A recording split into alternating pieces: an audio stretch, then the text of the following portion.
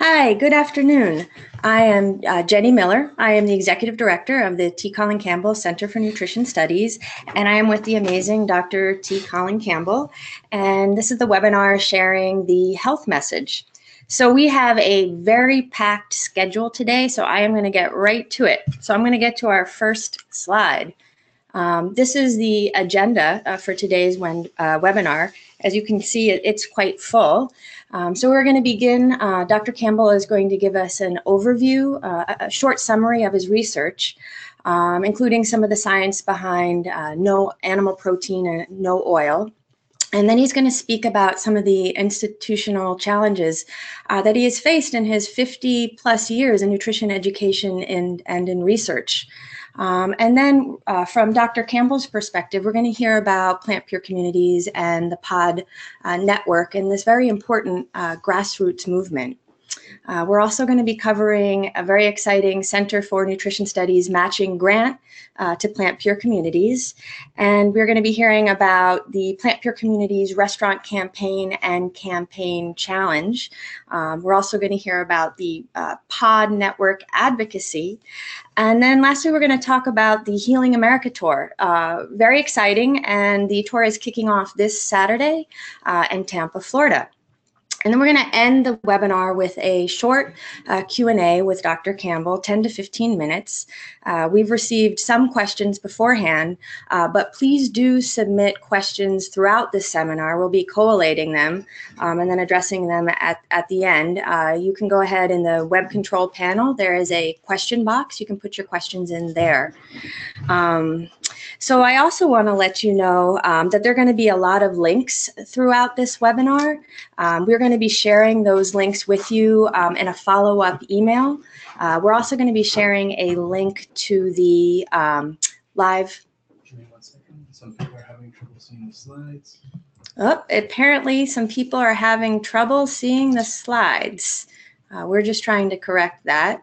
Right now, the slide on the screen is just the agenda, so everything that I've just mentioned was just on the screen. But we are working on fixing the slides.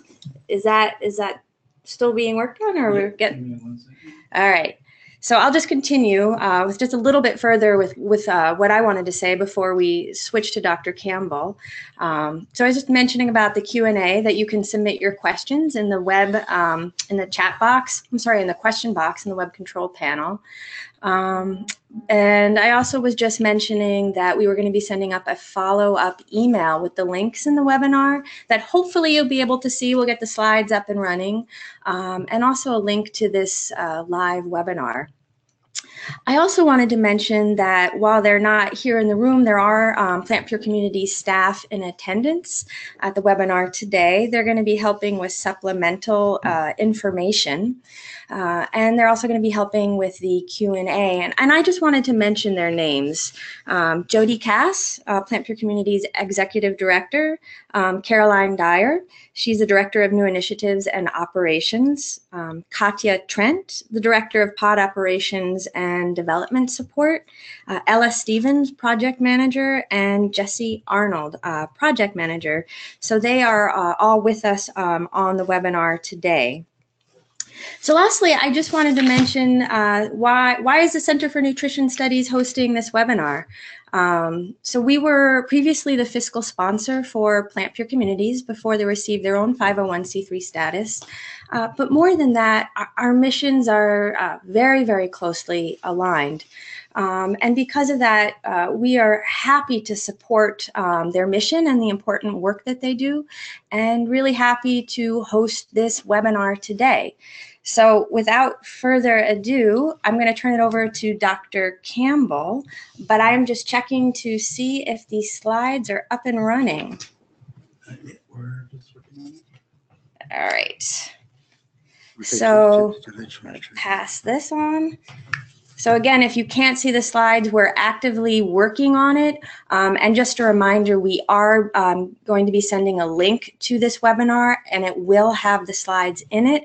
So if you do miss 1 or 2 slides here, it will be in the link to the webinar, and you'll be receiving that by the end of the week. So on to Dr. Campbell. Well, thank you, Jenny, and incidentally, welcome all of you to this webinar. We're delighted to be talking about this subject with you. I understand that I've got about 10 minutes to summarize 60 years worth of work. But in any case, I'm going to go through it because I understand also that most of you have read the China study and have taken the test and you aced it. And so all of that, let me go through just in this 10 minutes in this first round to simply just hit some of the highlights from that experience that I think, for me at least, is worth thinking about. I started my career early on, obviously, many years ago, and one of the first positions I had was coordinating director of a project in the Philippines, setting up a nationwide program of feeding malnourished children. And there, at that time, the idea was to make sure they get enough protein, these malnourished children, in order to close the protein gap, as we said. So it was all about promoting protein. But then along the way, this is not changing, Jenny. Oh, here we go.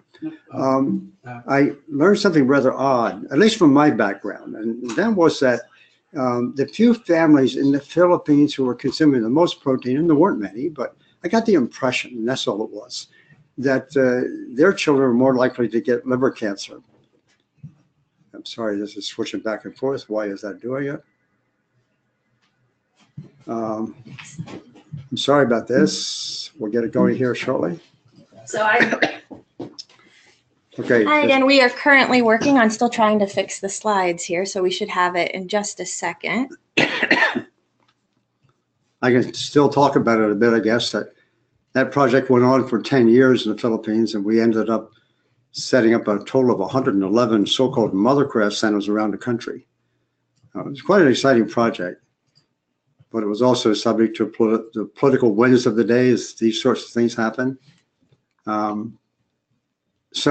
As I said before, while we're waiting for the slides, I learned sort of anecdotally, if you will, actually on a golf course one day playing with my colleague, who was a medical advisor to the president of the Philippines, that he and his surgeon friends, he was a surgeon himself, that they'd been operating on children with liver cancer 4 years of age and younger.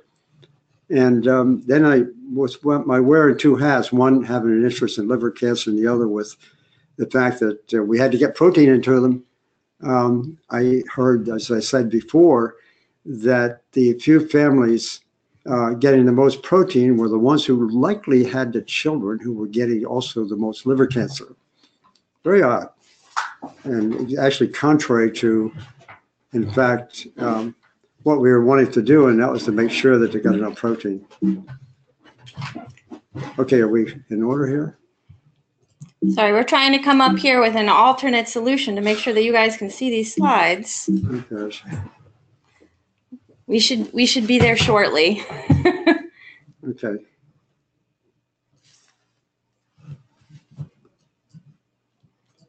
We'll be there in a minute. Thank you all for your patience.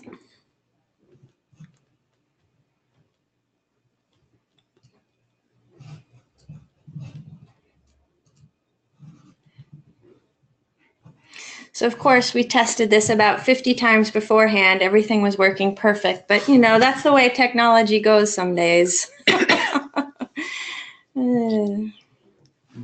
right, we're gonna try it again right now. Okay. Yay! Okay. I'm flipping the slide so you can see them there. Let's get up to date. So the few families, as I said, who are consuming the most protein, I got the impression that they also were the families most likely to have liver cancer. So here we had a problem. We were wanting to promote the consumption of more protein, especially high quality protein.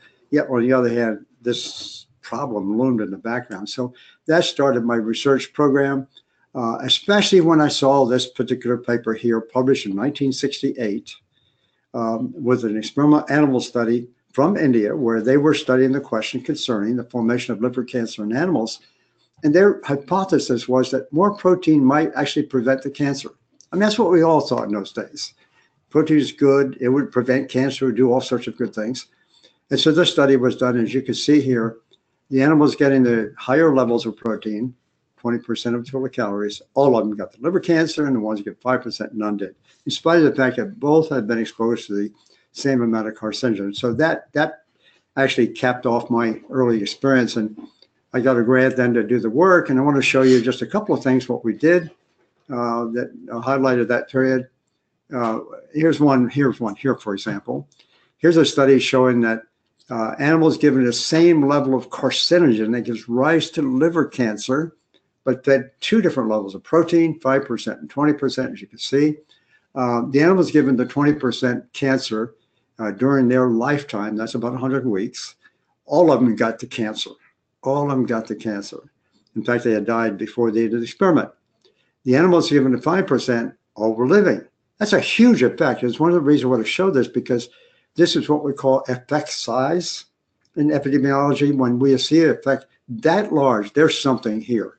Let's move on then to the next one. And here's something here that we learned too that was pretty staggering. At least I thought it was a staggering thought. Animals started in with a genetic event. I'm sorry, that little thing in the slide, but in any case, they start off with a genetic event. All animals are exposed to a carcinogen that gives rise to liver cancer.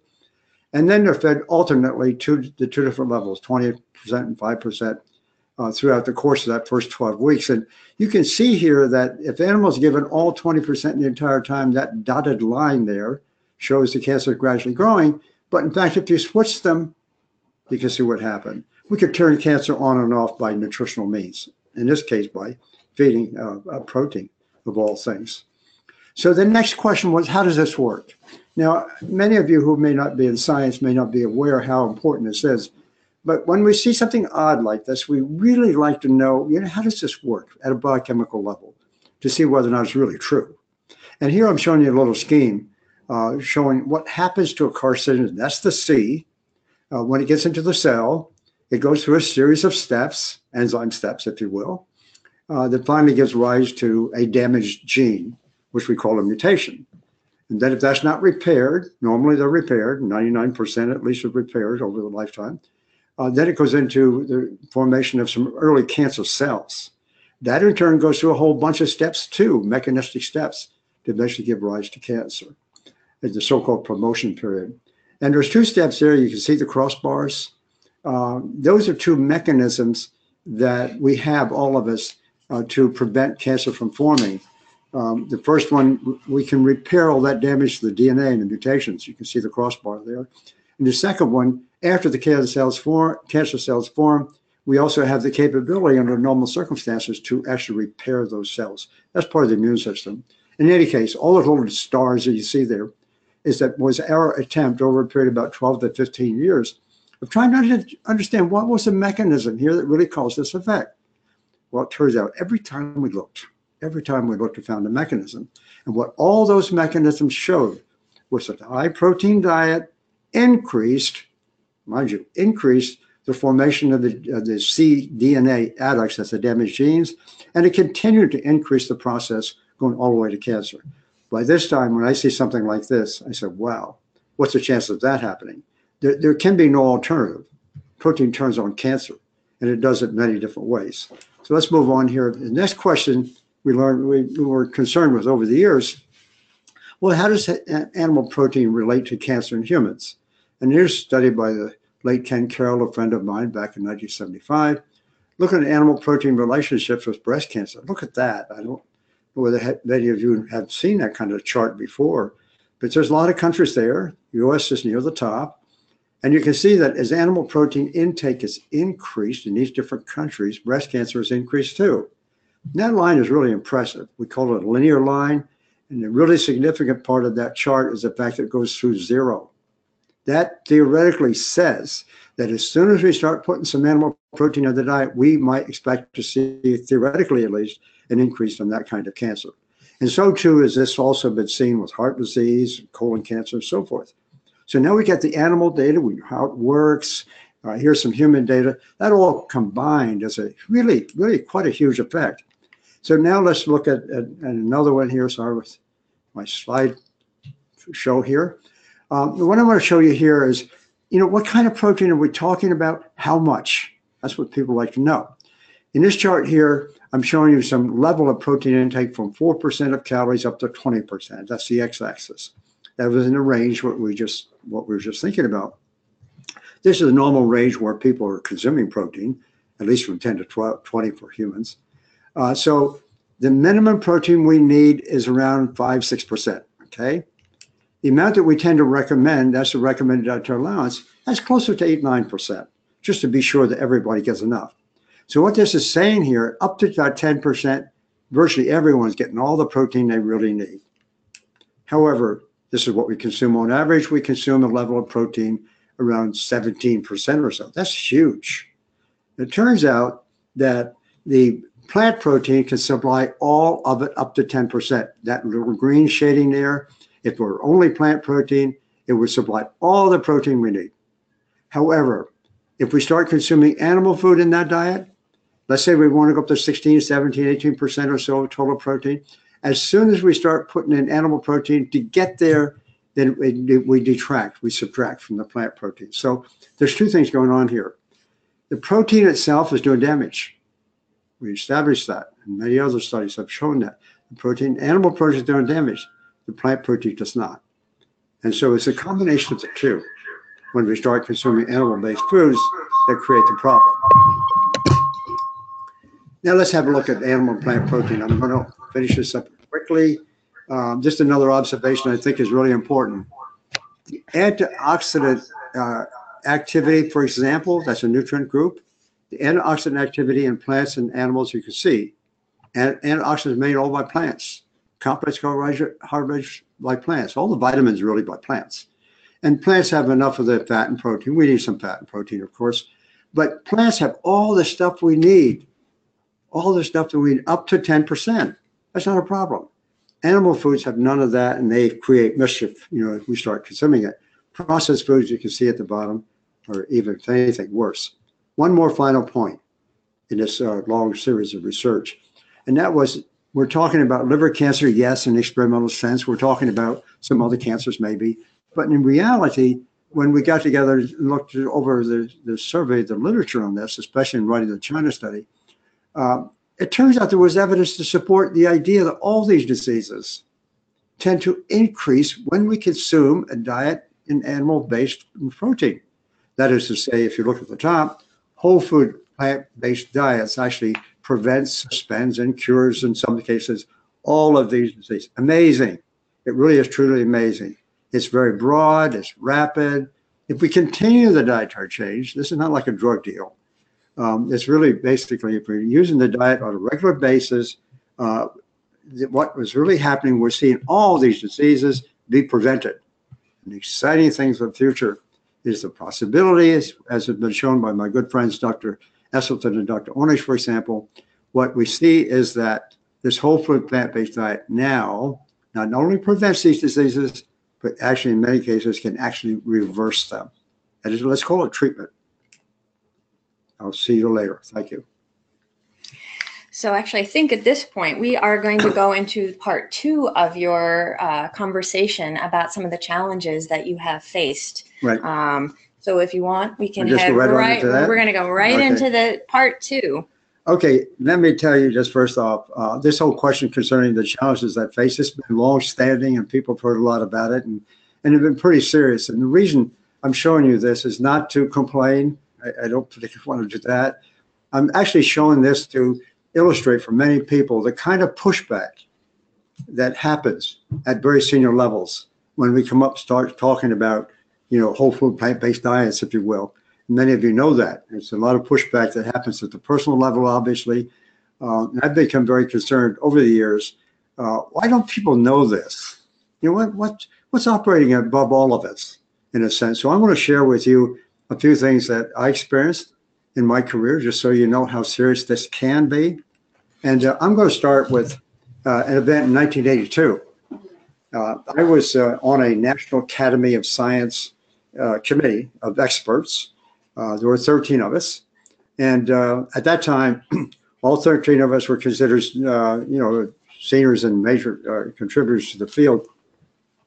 And we were asked by the U.S. Senate, actually, at that time, to look into the question concerning the relationship between diet, nutrition, and cancer. And we were funded by the U.S. Senate, went through the National Cancer Institute. As I say, I was one of the 13 on the committee, the only one that was actually doing research in this area, except for another person who had slightly different views on the way that diet worked. But in any case, This report came out in 1982. It was the first report, official report in a sense, that advocated the consumption of vegetables, fruits, and grains. And we also said, let's reduce fat intake down to about 30% of calories. Just want to highlight just quickly here, how modest was this recommendation? At least modest in my terms, not modest in terms of some other people. But this report actually made lots of news. It was the most sought after report in the history of the National Academy of Science at the time. And it led to increased funding from the National Institutes of Health for nutrition and diet and cancer research, but not much. It recommended the consumption of whole foods, vegetables, fruits, grains, as you can see. It did not recommend nutrient supplements, and that was an important point. I'll come back to that. So we were simply saying, let's eat more plant-based foods. Let's get that intake down. Fairly simple kind of thing. I thought, this is part of science, and I thought we were kind of conservative, to be honest about it. But in reality, what broke out afterwards kind of surprised me. And it started with my actually being the primary author of a chapter on protein. The rest of the committee weren't too happy to have a chapter on protein. I have been working in that area. I convinced them must do that. So we had a chapter on protein. And what I discovered in that chapter was there had been research on cancer and protein in some years prior to the 1980s, mostly experimental animal, but in any case, we reviewed that. And it basically showed that as one increases the consumption of protein, especially animal-based protein, experimental cancer might increase. So we put it in there, but that caught the attention of the people on the outside. I'm the author of this really weird idea, questioning the case of protein, and really that just kind of exploded, if you will, and went away. But it also started a lot of mischief for me.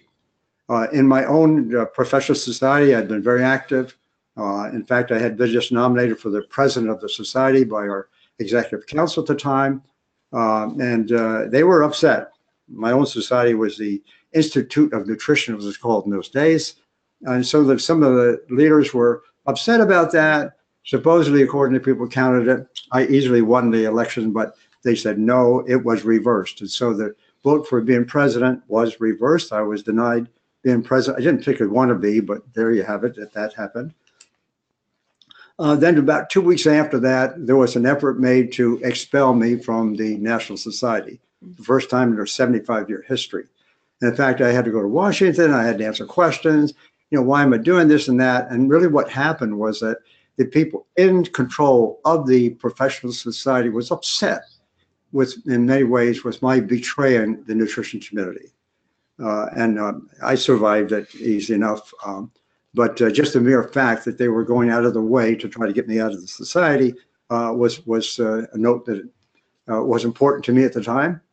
And then there were letters circulated from the secretary of the American Cancer Society, for example, to a lot of very important people, the head of the FDA and the head of NIH and Senator Kennedy at the time, and that I had done some rather nasty things, including taking some money from a grant. And that was a kind of hard thing to deal with, but that was there. And what they were trying to do is to destroy my reputation as best they could, because I was saying something about protein of all things that just wasn't on their agenda. And then finally, in the late 80s, amongst some other things, I actually applied for a grant from NIH, and I had been generously supported up until that time, by the way. So it was well known to the National Cancer Institute at NIH. And so I applied for a grant to extend our study in China, which then it hadn't quite come out yet. I wanted to extend it to actually be a 500,000 person survey. We're all set up to go. We submitted it for review. It got reviewed, and it was recommended for funding, which is a very competitive process. And it was recommended for funding of $7 million. And so we were very excited about this. And we started it off at the time. And so I was told, let's come on down to Washington and I'll get the early check and so forth. I took my associate with me. We went to Washington to collect the first down payment on that grant that we were going to have with China. That was 1988. And what I found was that even though that grant had been funded and recommended for funding, even though the National Cancer Institute representative laid a check for $700,000 on the table, the other institute, Heart Institute, did not want to accept it because there was some concern that all the information I was getting in China, it hadn't yet been published, was fraudulent. So they reversed it. It's the only time I'm aware of in the history of the National Academy of the National Institutes of Health that they actually withdrew a grant after having been recommended for funding. So, so this was pretty serious stuff. And I'm just telling you this because this is operating from my perspective at the institutional level. Excuse me. An institution, incidentally, in our national society, it was largely funded, I should say, at least very friendly with the livestock industry. And so I was in another society that was a pharmacology society at the time on drugs. And so all of a sudden it came into my view, the industry favoring the consumption of animal-based foods and also the industry producing drugs. So I became a target from there on until the present day, to be honest about it. And some of it really has been quite serious. I think the only reason I survived at that, I'm pretty convinced of this, was the fact that I had a tenured position at Cornell University. In fact, there were 2 attempts at Cornell from the outside went to the president of Cornell at the time and the dean of College of Agriculture to get me out of the university. But I had tenure and they weren't going to do that. So I'll come back to that comment on tenure later. But it's just, I'm going to just show this. This is how serious the effort was at that time, just to say something pretty simple. I was also involved in giving testimony before congressional committees. So I was very visible. I was on the McNeil Air show and things like this. And I was really, I guess, upsetting the apple cart. For me, I was just a naive farm boy and I didn't know all these kind of things happen. But I sure learned that this is the way it is. And I'm telling you that you folks this because as you go forward, you're wondering, why haven't we heard it before? Just be aware that some of this very powerful stuff has to do with the fact that the organizations behind the development of policy, where I had been much involved, really are ones calling the shots, what the public get to know. Very serious problem. Now I want to show you something here. This is I'm going to take a little diversion here because it concerns the question concerning whole food. Why do we say whole food? You know, in order to get such and such of vitamins or minerals or what have you. Okay, so a lot of the ideas that we have about the role of diet in causing disease concerns the effect of individual nutrients, protein, fat, vitamins, minerals, and so forth. I'm sure all of you know that. But it turns out that the amount of vitamins and the activity of the vitamins in food is different than it might be in a supplement. So here's a perfect little, just a little illustration. If we have 100 grams of apple, okay, we're interested in how much vitamin C it has. So the first thing we can do, and incidentally, I give credit to my colleague here at Cornell who did that, Professor Liu. In any case, he took 100 grams of apple, he chemically analyzed it for vitamin C, and he found 5.7 milligrams of vitamin C in the apple. That sounds pretty nice, and so apple's a good source of vitamin C. That's what we all say. But then he looked at the biological activity of that vitamin C, and it looked like there was about 1,500 milligrams in there. So here's the same amount of vitamin C in both cases, same amount chemically speaking, but in the case of the apple, far, far more vitamin C activity. Now, that's due to 2 reasons probably. Number one, the vitamin C in the presence of the other constituents is just simply more active. That's the way nature works. The second thing is there's other materials in the apple that act like vitamin C, so it's also working. But the point here is that vitamin C in a pill is not the same as vitamin C in the apple, even the same amount. Big deal. Here's another one on beta-carotene, the one that leads into vitamin A, provitamin A we call it. There was a lot of interest in beta-carotene in the early 80s actually, because it was discovered that smokers who consume, let's say, vegetables and get more vitamin C or beta-carotene, smokers who get more beta-carotene, have more in their blood, they have a lower risk of getting lung cancer. So smokers get lung cancer not just because of smoking, yes, but they also, to some extent, the evidence showed quite clearly, they got less smoking if they ate vegetables. So the obvious idea was that, okay, let's put beta-carotene in little pills and see how it works. And this was a joint study between the United States and Finland. At the time, it was published in 1994, as you can see. It was meant to be an 8-year study. It had to start early, quite frankly. But it was at the end of the study, whenever that was, the food beta-carotene actually decreased lung cancer, and it was significant, statistically significant. So people in smoking, getting beta-carotene in blood, having the most beta-carotene blood, their lung cancer rates were 19% lower. That's kind of nice. But people taking beta-carotene more or less from the supplements, it actually increased beta-carotene. So here's a case of beta-carotene. Or increased lung cancer. Pardon? Increased lung cancer. Increased lung cancer, right. So here we have a situation. Beta-carotene in form of food is decreasing lung cancer. Put it in a pill, it increases it. Think about that in the context of vitamin C. Think about it, I also might say, in the context of lots of other studies I've done since. Nutrients in supplements do not do the same things they do in food. So what that says to me, at least in retrospect, obviously, is that we should eat the whole food. You can't, to get the nutrients, we eat the whole food. We don't count on getting it from vitamins. They're really not working. Now, one other thing, I have to add this little comment in here because this is important in this discussion about the whole food plant-based diet. We hear all the time that it's the same as vegan diets and vegetarian diets, and I'm going to argue it's not. The vegetarian and vegan communities, of course, have been very friendly to this idea, and they're most welcome. They have good ideas. They get involved for ethical reasons. I support that fully. But the problem is the vegetarian and vegan diets are not what we're talking about here.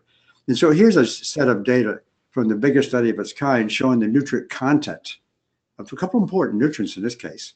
The nutrient content for, let's say, dietary fat in those three diets. Meat, 30% of total calories. This is a big study, by the way, published in 2016. Meat was 30.9, vegetarians 30.0, vegans 30.4.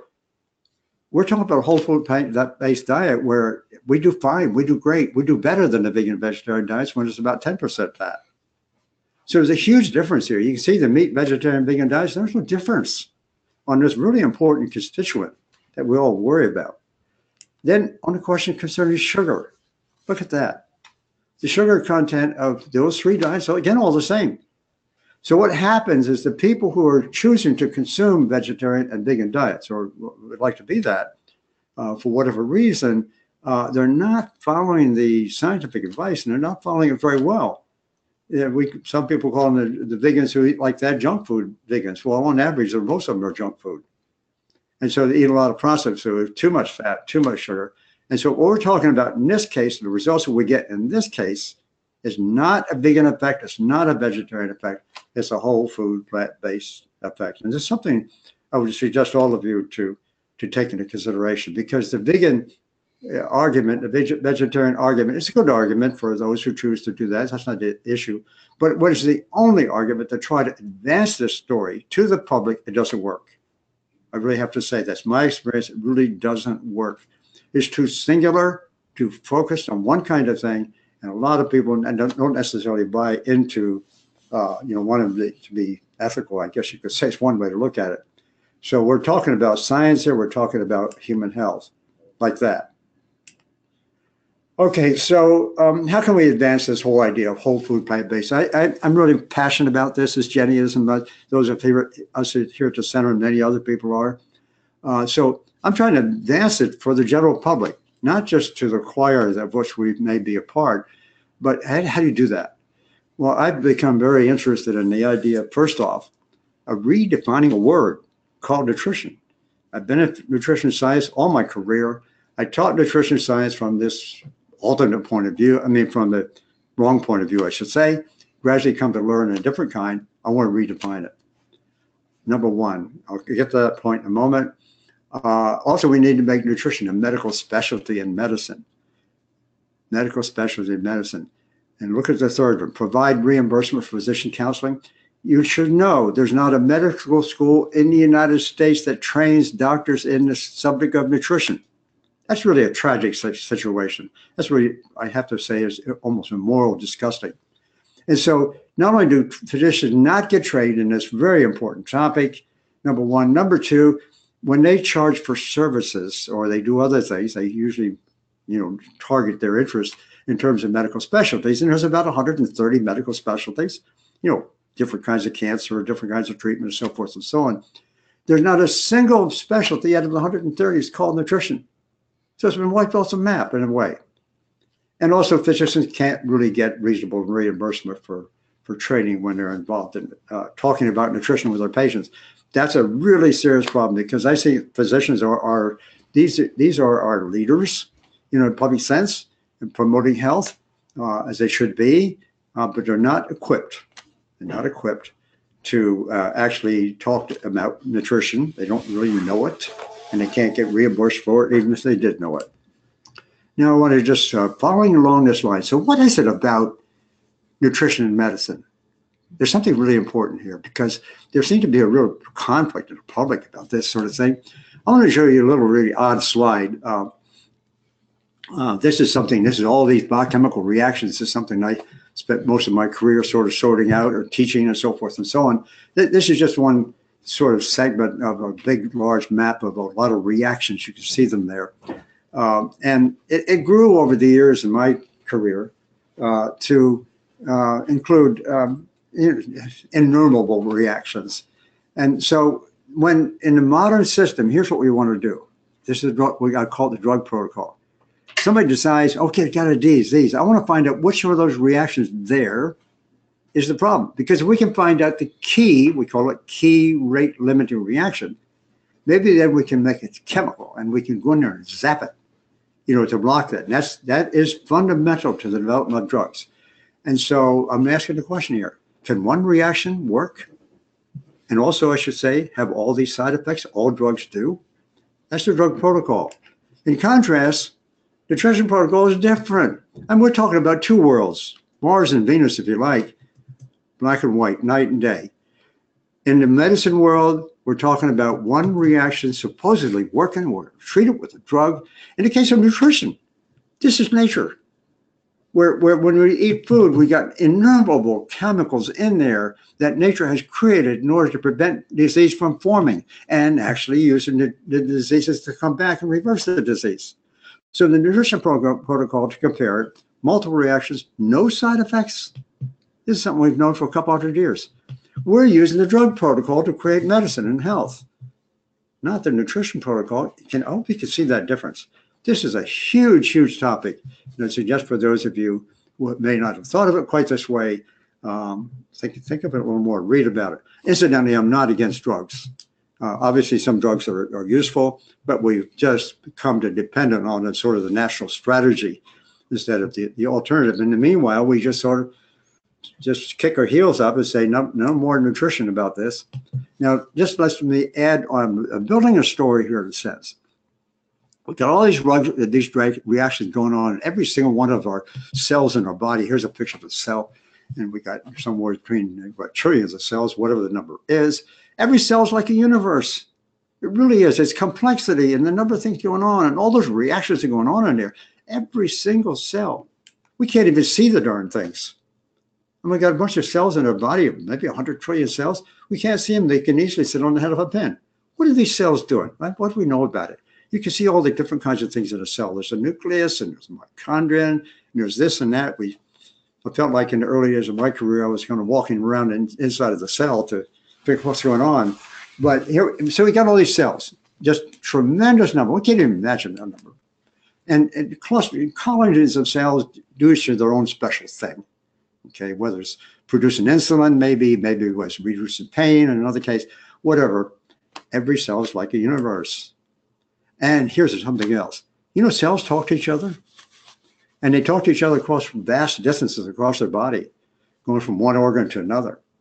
It's a dynamic system. It's the impression I want to give to you is this.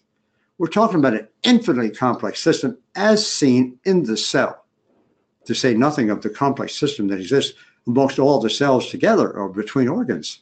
So we're talking about a vast system. I call it nature. And we're trying to fool around with correcting disease or advancing health, but working on one reaction at a time? No. That is causing problems. Nutrition, in contrast, if we eat the right food, we give the responsibility to our body to use that food in a proper way. It's had a few million years to decide on how to do that. And it does a pretty good job.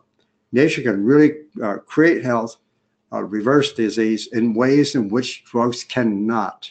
Really fundamental point. So I call it holistic nutrition. Multiple nutrients, lots of mechanisms. You saw that illustration I showed you before. There's not one mechanism, a bunch of stuff. Multiple disease reversals, that's the breadth of effect, health improvements, whole food plant-based diet. And I say this is a highly interactive integrated system without making protein or religion, by the way. Should keep off of that. I'm talking about animal protein. And medicine, on the other hand, is something different. We got specific causes we concern ourselves with, specific biomarkers. We measure how much blood sugar we have, how much cholesterol we have. Yeah, they're sort of indicators, but they're not causes. We talk about specific diseases. Everything is built to encourage the discovery and use of specific chemicals. We call them drugs. Always foreign chemicals, by the way, being isolated from someplace, and they're being used outside of context.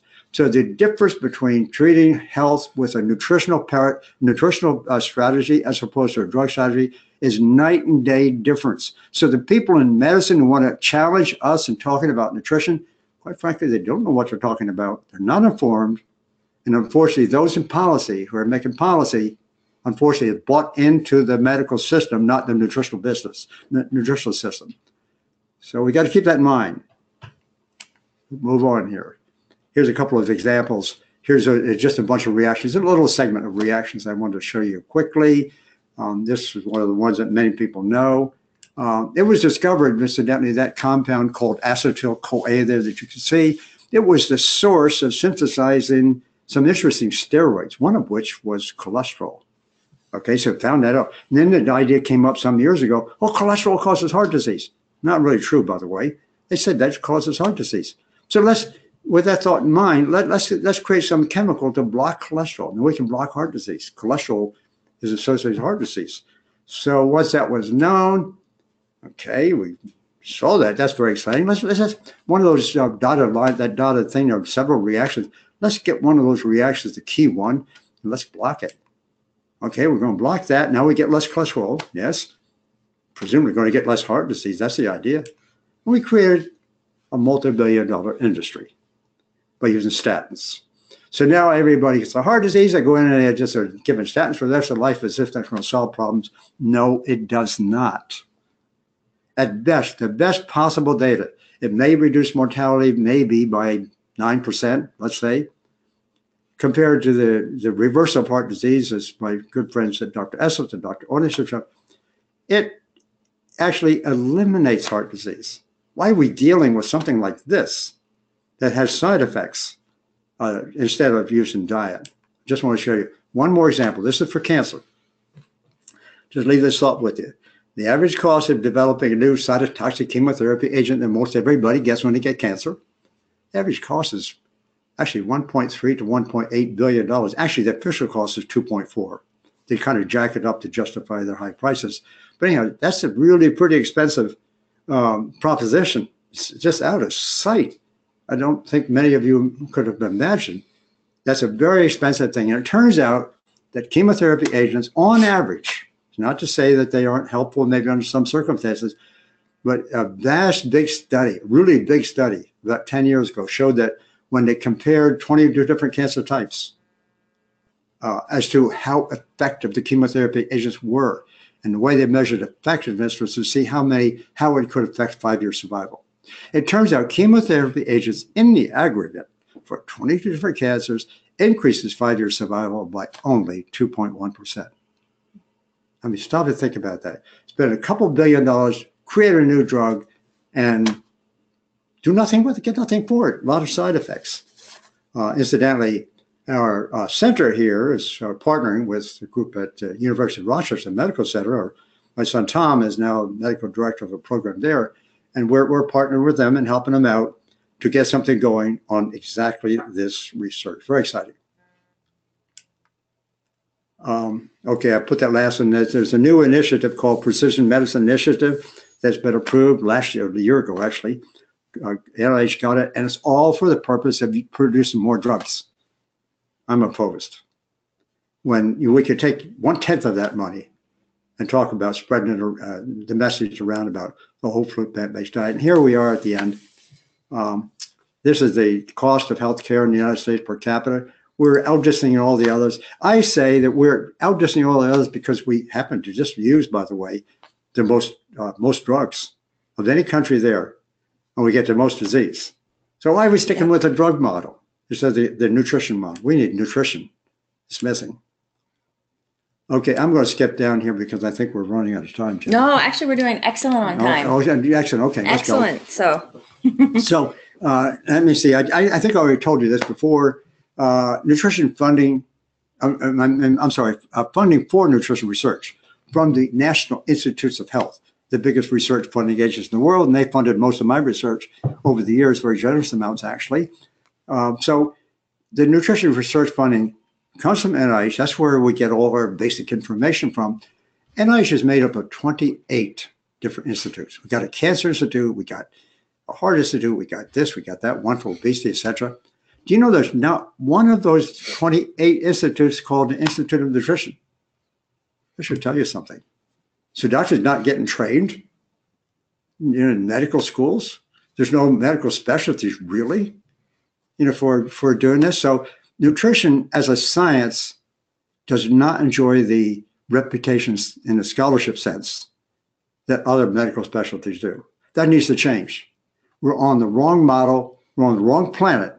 In fact, we've got to figure out a way to get nutrition education in medical schools. We need to get the public informed because why?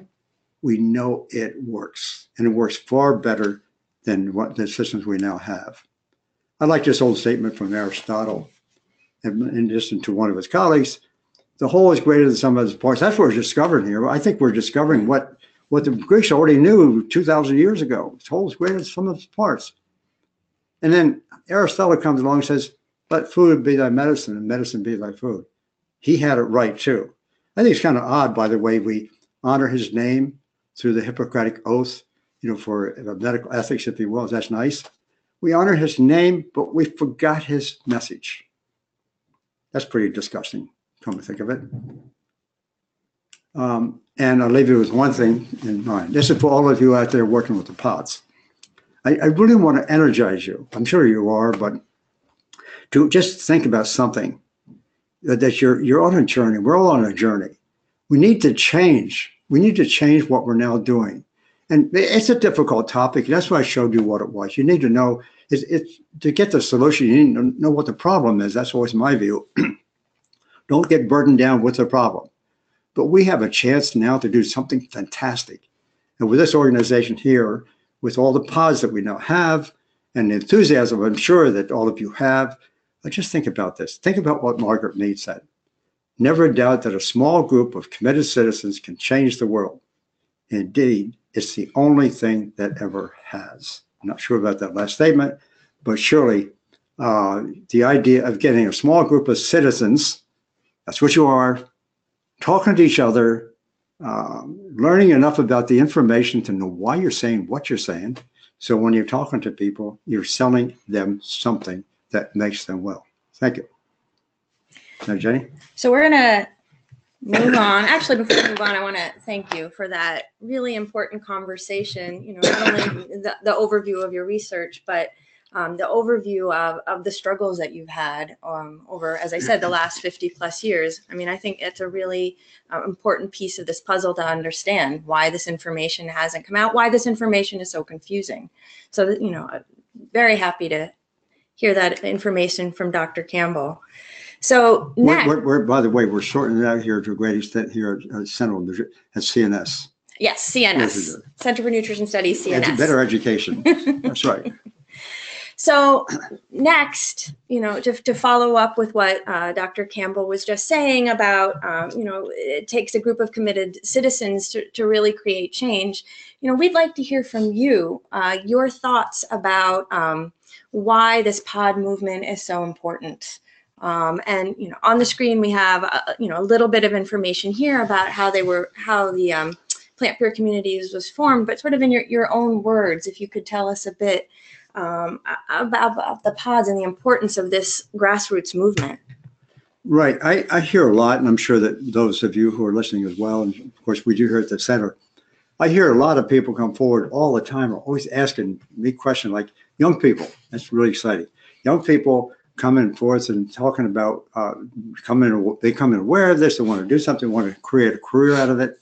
It's all very exciting, their enthusiasm. Unfortunately, sometimes I find it difficult to come up with a good answer. And so we need to change some of the things there. But I just say that because it turns out that we're all doing different things. And this is a society-wide problem. And, some of us, I've had students in class who went off to law school. One of them I know is running for a significant office in California right now, by the way. Mm-hmm. Some of them are going to education. Others are going to medicine, public health, nutrition, and stuff like this. And people aren't necessarily going to want to be professionals. They just want to be out in the public talking. Yep. They can do things like get together and maybe organize a legislative action at their state level. Here's the key about the pod thing that I like. There's a large number of pods are now forming. We hope that'll continue, number one. But the concept of being able to, people will be able to hear and see what the others are doing in that network, sharing ideas. Yep. That's a really key thing. And as they go forward and sharing ideas, maybe work together, who knows? Everybody doing their own thing, but sharing one message. Making people well, this whole food thing. I think this kind of grassroots movement, semi-organized, but yet it's the same time enough flexibility for people to do their thing. I don't know. I think we got a great message. Yes. So we need to just get on with it, however we can figure out how to do it. So here's some information about the pods. So there have been 100 new pods since November 2016, which means there's now over 460 pods. So that is 45,000 people across the globe. That is so impressive, so exciting. And it's free. All are welcome. Those attending this webinar today that have not signed up, we encourage you to sign up. If there's not a pod in your community, start a pod in your community. On the PlantPure Communities website, there are toolkits how to start a pod. They're extremely valuable. I would suggest taking a look at them. Again, they're right on the PlantPure Communities website.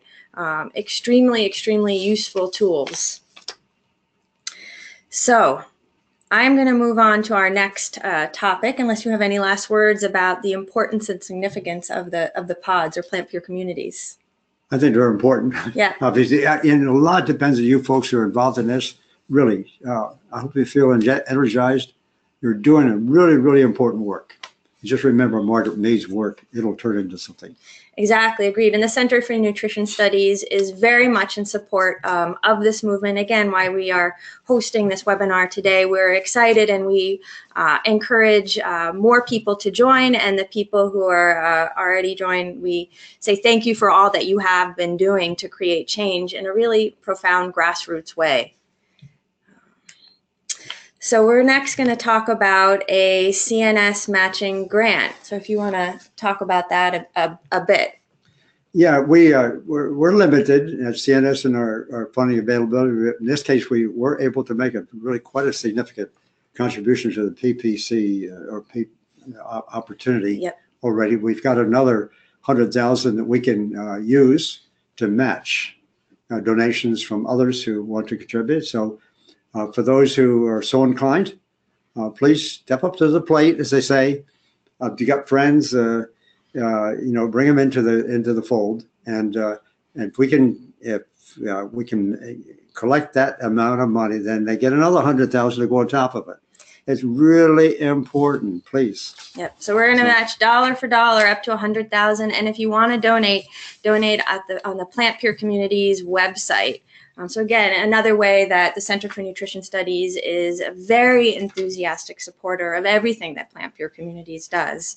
And I also just want to briefly mention this Vitamix crowdfunder campaign. So if you donate more than $100, you will get a coupon from Vitamix for 15%. So, Vitamix is a huge supporter of PlantPure Communities and what they're doing. And so this is an exciting offer from them and an extra little benefit if you do donate over $100. So again, information about that is on the PlantPure Communities website, or if you want to donate, you can go there. So I am now going to turn over the webinar to Jessie Arnold, who is going to be speaking to us about the restaurant campaign. So you're not going to see her on the webcam, but you will be hearing her audio as we go through these next couple of slides. So Jessie, take it away. Thank you, Jenny and Colin, and thanks everyone who's tuning in with us. For those of you who are unfamiliar with the PlantPure Communities Restaurant Campaign, the goal is for every restaurant around the country and the world to offer at least one plant-based, no-oil meal on their menu. And this campaign is part of PPC's larger initiative to share the health and empowerment message contained in scientific nutrition research, much of which was led by T. Colin Campbell. The campaign is supported by a virtual online toolkit that's located on our website, and this toolkit contains a variety of info and action sheets to assist pod members and other groups in carrying out the campaign. And so we decided to put our toolkit to the test, and we held a pilot period where pod members ventured out into their local communities and worked with restaurants to add one or more plant-based, no-oil meals to their menu, and also encourage them to apply for the PlantPure Communities Restaurant Certificate. And so following this period, the restaurant campaign was officially launched on November 30th, and we held a press conference at PS Kitchen in New York City, and Dr. Campbell actually attended that press conference as well. And so the campaign is actually already off to a great start, and as of today, 18 restaurants have submitted and will earn certificates. And a few of these winners are displayed on the slide here. We have restaurants in New York, Florida, Virginia, and California that have all jumped on board with the campaign and who have earned certificates. And we do have really high hopes for the restaurant campaign, and we do think it could become as big as Meatless Mondays. And so we really hope that all of you, are inspired by this and that you'll join in on our efforts to get more of these plant-based, no-oil meals into restaurants. And so now moving on to the meal standard. In order for restaurants to earn the certificate, they must offer at least one meal that contains no animal products and no oil. And this includes refraining from using ingredients that contain added oil. And in addition to meeting these meal guidelines, the restaurant must indicate on their online printed menu or on a separate menu or board, because we do acknowledge that, it costs more to reprint a bunch of menus. And so they must indicate that these meals contain no animal products and no oil. And when deciding on the meal standard, we agreed it wasn't enough to require just a vegan or plant-based meal. The no oil component is really crucial here.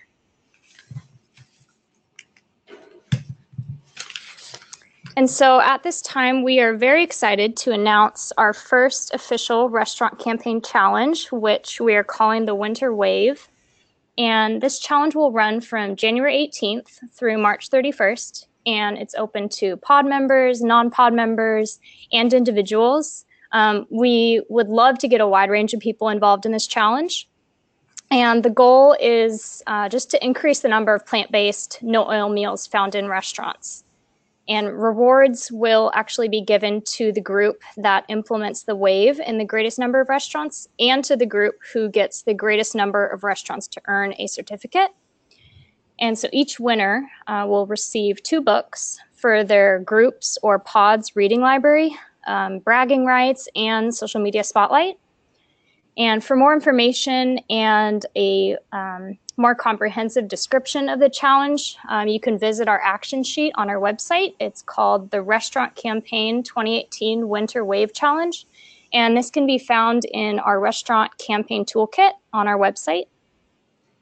And in addition, if you're looking to find out more information about the challenge and are interested in participating, we're hosting an interactive Facebook Live call for pod members, group leaders, and non-pod members. And this will be held on February 6th from 7 to 8 p.m. And during this call, we will discuss the challenge, and we will be responding to your comments and questions. So mark February 6th down on your calendars. And lastly, the PlantPure Communities Restaurant Campaign is really part of a larger advocacy initiative of PPC.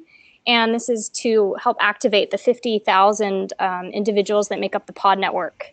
And we are ramping this up now for the first time, and we've chosen to take on an issue at the federal level, SNAP, also known as food stamps. And SNAP is part of the Farm Bill, which will be reauthorized September of this year.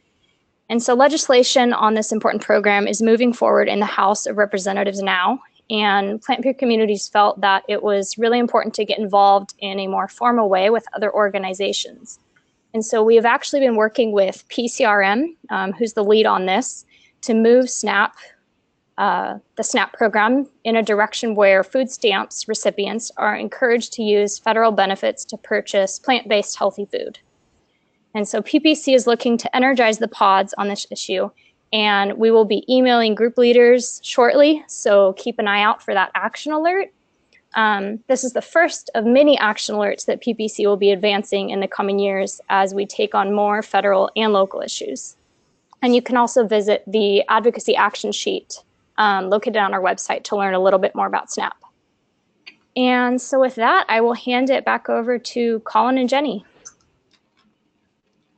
Thank you, Jesse, for that important information. So lastly, we want to speak a little bit about the Healing America tour that I had mentioned earlier. Kicks off this Saturday in Tampa, Florida. So Dr. Campbell, Colin, if you could share a little bit more. Yeah, this is a campaign I think is involving 6 cities at the present time. The first one is, as you said, is this weekend in Tampa, Florida. Thereafter, Long Island, a few others. You'll see it on the site. I'm actually joining my son, Nelson, who actually was the founder of the PlantPure Communities idea. In fact, I should say I'm joining him. He's the leader of that. And we're actually going to have a program in these different places, going through a sort of a semi-formal presentation, making some remarks and that sort of thing, having a back and forth between the two of us, maybe. Which is always wonderful to see. Yeah, I mean, we share a lot of ideas, obviously, but Nelson was trained in government and then got a graduate degree in economics, and I'm in science. So we have our back and forth, and we don't always agree, so that makes it fun. More interesting. Yeah, so we can, we're going to be doing that and really try to get a discussion going, really. And in this case, a discussion not just about the science, but, about this whole question, because they're a social movement. What does that mean? Where does the government come into play, if it does, in our industry? It's just sort of trying to address these questions that I mentioned before that are concerning institutions that are so powerful. You want to take them on. I'm prepared to take them on big time, whatever that turns out to be. So it's time. So we're very, very excited about this, and hopefully we might even be able to bring the Healing America Together tour here to Ithaca. We're working on that too. That's not on the schedule, but we're pretty excited about it. So please go to the website, check it out. It's pretty exciting. If you can't make it to one of the cities where the tour is, again, there'll be ongoing information and videos on the website. So check it out. It's pretty, I've said exciting a bunch of times, but obviously you can tell I'm excited. So that is it for our webinar. Actually, sorry, here are the tour dates. I missed the slide. So the tour dates are right here. Looks like 7 cities. As I said, I'm pushing for seeing if we can squeeze in Ithaca here. But again, go to the website for the latest updates. And we really want to thank you for being here today. But don't leave yet. We're going to head into the Q&A. There's a lot of questions here. I do want to mention that most likely we are not going to be addressing questions that are more personal health questions. So if we receive those earlier, or if they come through now, we're probably not going to be addressing those kind of questions taken out of context. They're somewhat hard to address, but there are plenty of other questions that we're excited, Dr. Campbell's excited to answer about the information he's just shared.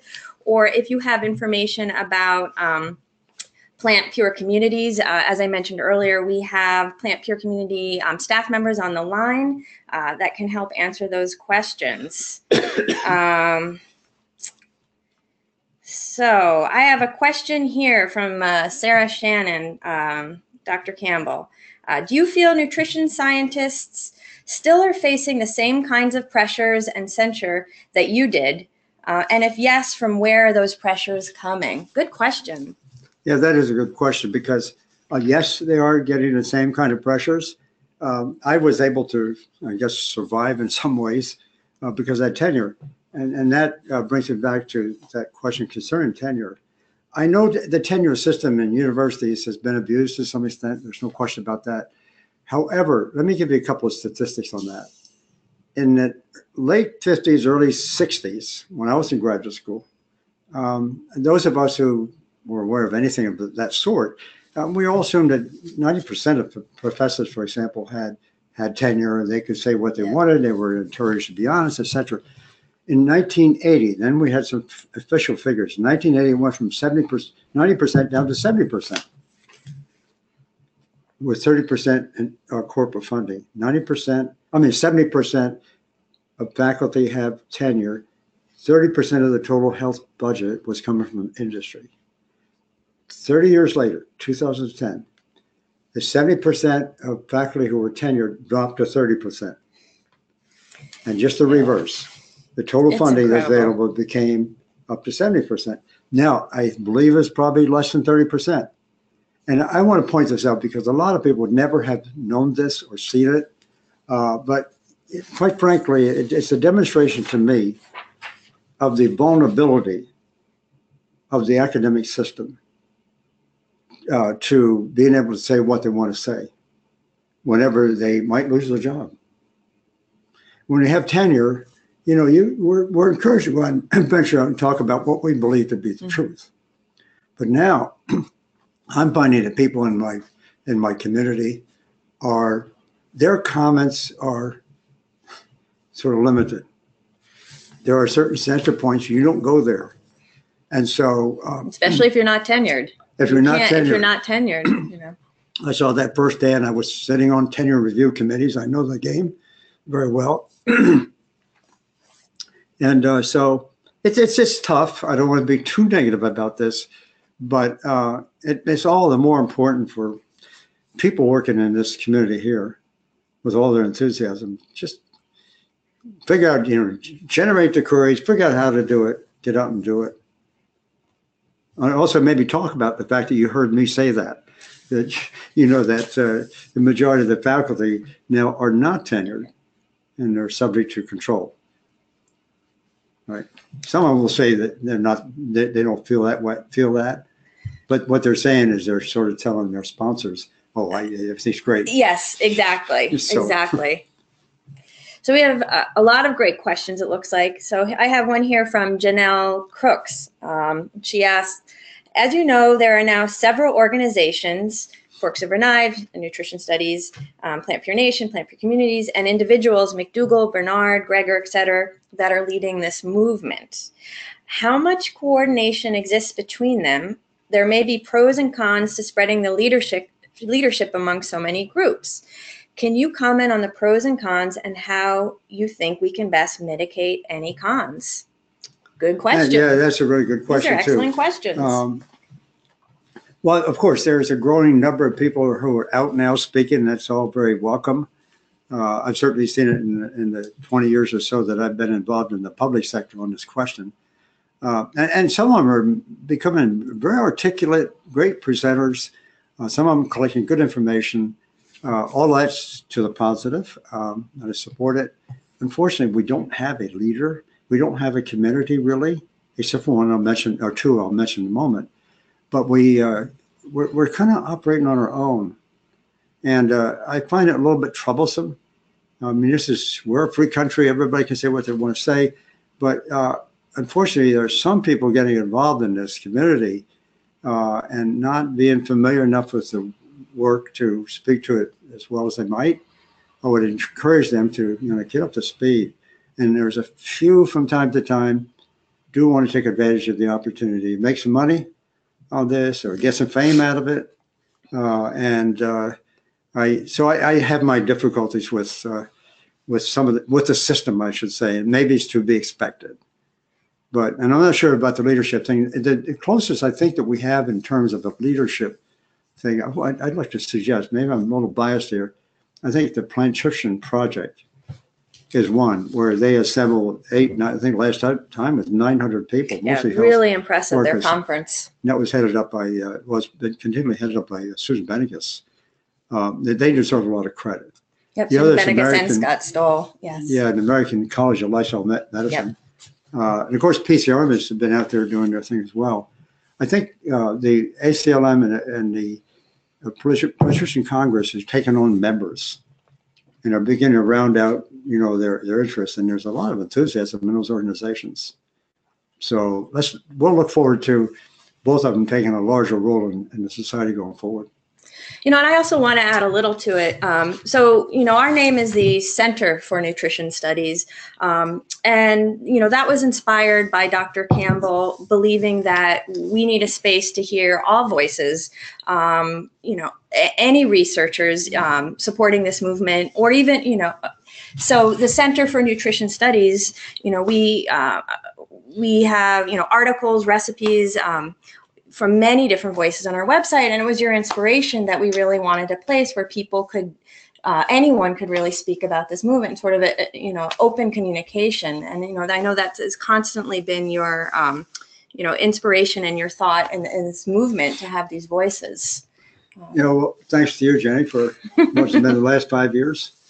I think or something like that. Yes, I've been here at the center for the last 5 years, Yeah. but Dr. Campbell and I have been working on and off for over 20 years. There we have. In any case, we do have an organization now that I'm really very excited about. Where it's a very positive environment. Number one. Number two, when as a nonprofit getting into any kind of work, it's my understanding that I've heard that 95% of nonprofits are usually gone after about 5 years. They can't sustain what they're doing. We're not only around, but we're really quite robust in what we're doing.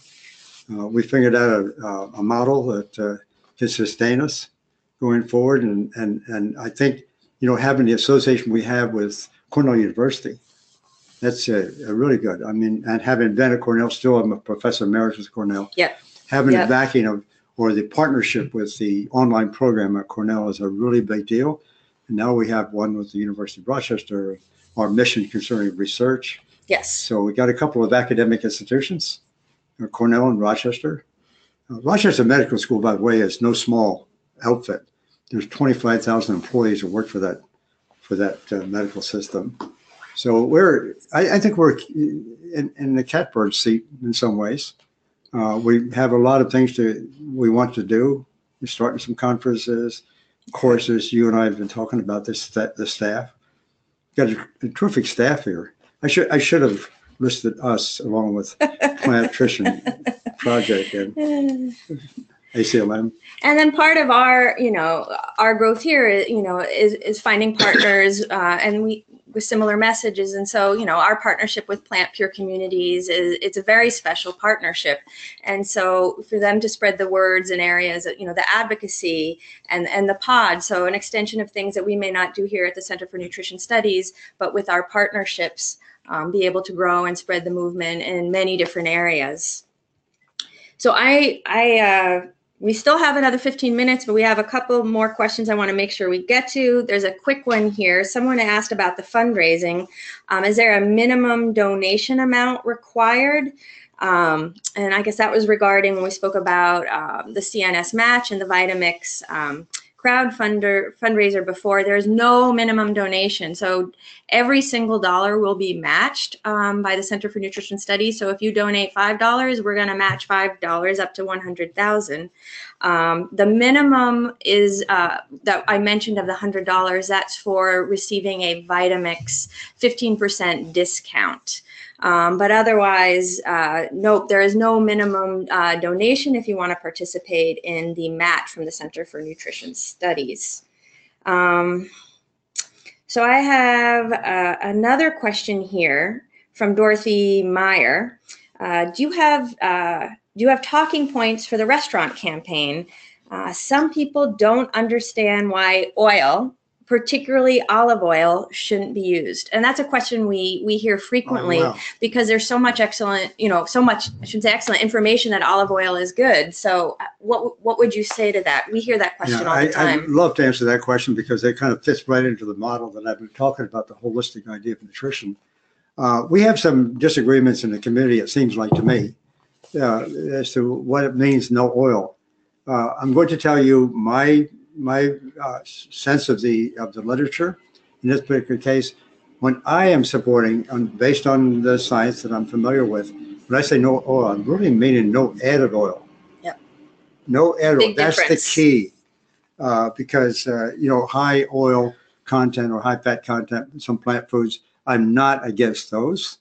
I know my good friend Dr. Esselstyn has been pretty strict on that because he's working heart patient, and I honor that. I mean, I'm not going to, that's what he got his results, and that was great.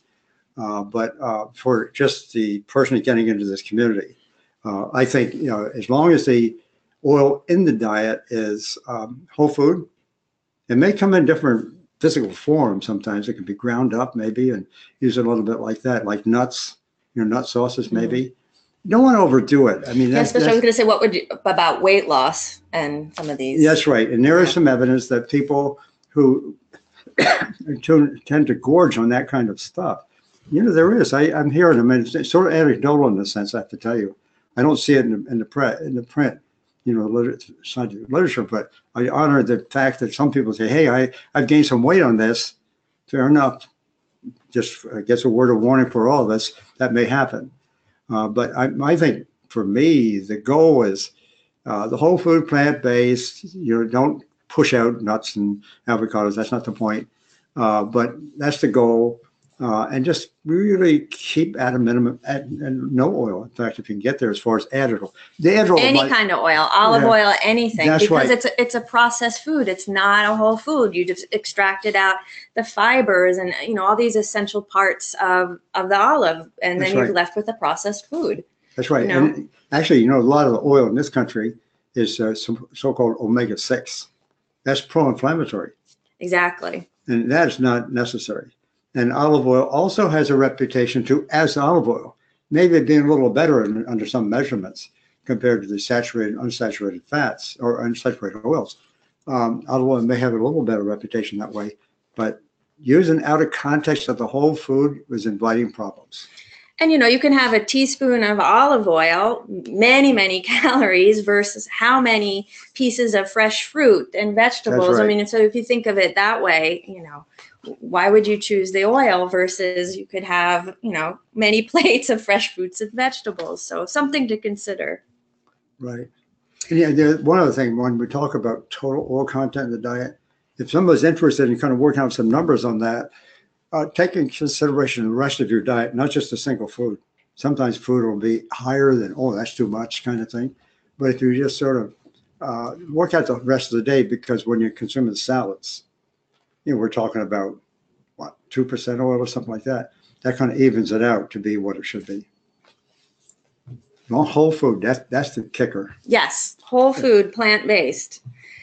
So I'm taking a look at another question here.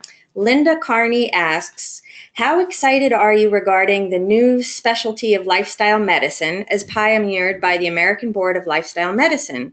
Could this be the nutritional arm of medical training and practice in the future? I certainly hope so. That American College of Lifestyle Medicine that I mentioned before is one of those key organizations taking on leadership. And I know that they put together, in fact, I was really one of the founders of the organization some years ago.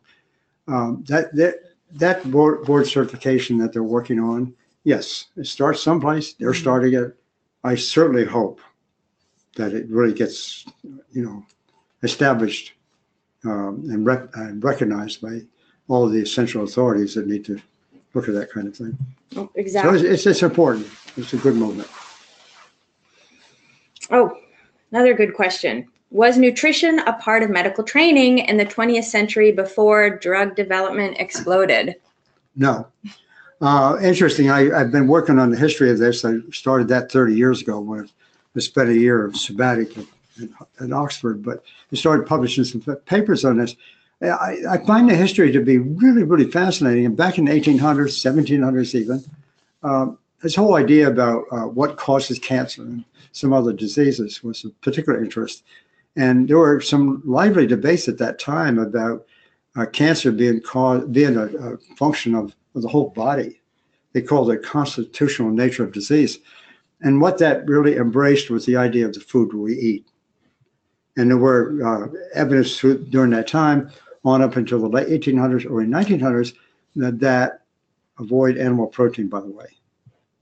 That was said by authorities of the day.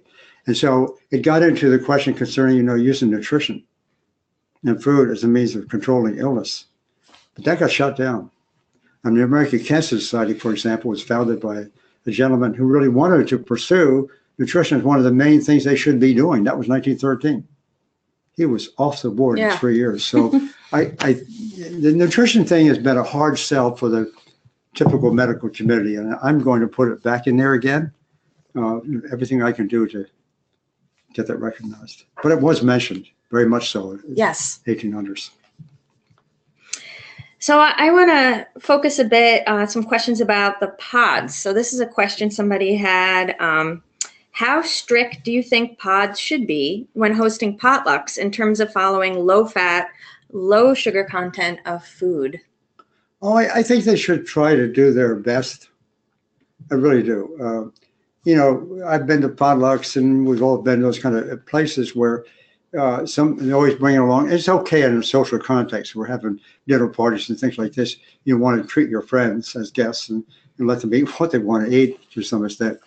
But in a setting like this, where the pod is kind of taking a demonstration leadership kind of approach, I think you should really work on keeping it right and not, sort of doing something different just to please the guests that we might want to do in our home. But it's a different setting when we're being educators. Educational setting, a little different.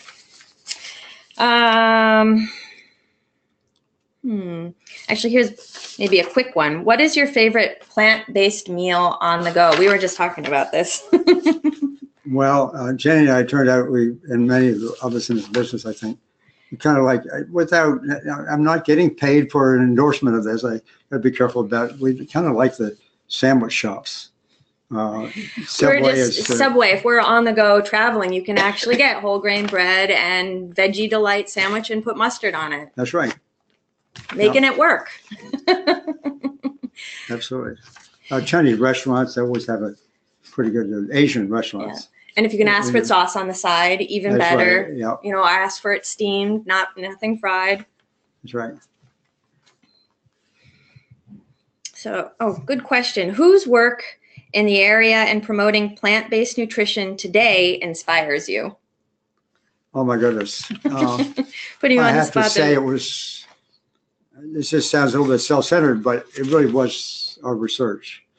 Because I didn't believe in this in the beginning. And so I just got into it because I like science, and we were trying to answer questions and I kept learning things all the time that were at odds with what I was teaching in the classroom. And it was an amazing group effort. I mean, you had many amazing scientists working with you on the China project. And so you were learning from each other. Yeah. Dr. Richard Pito. Oh, wow. Yes, so Richard Pito now. Yep. Yeah, absolutely. And fantastic students. A lot of those students, especially graduate students and undergraduate students, they went on to have quite distinguished careers in many cases. And it's fun to see what they're now doing. So these students, that was my favorite part of my career, actually working with students. One of my favorite parts working with you, meeting the students and the people that you're working with. Yeah, Jenny started working with me when she came out of university. How many years ago was that? Oh, I'm going to give away how old I am, but let's just say it was in the early 90s. It was my first job out of college. So we've been together a long time. Yeah. Anyhow. So we have had a lot of great questions today. We just have 4 minutes left in the seminar or the webinar, and I have a few wrap-up things that I want to go over. But maybe just really quickly we could get in 1 or 2 other quick questions. So this is one that would probably be good for the pods. What books would you recommend group leaders to read? China Study. Well, that's be a bit partial, but, you know, we did that. We referenced as the best we could, Tom and I could. It's there. The China Study Solution, Tom Campbell's book, is That's also right. a very, very, very good guide. It's got recipes. It's very, it's a good read. I think his book is actually the kind of how-to, go-to.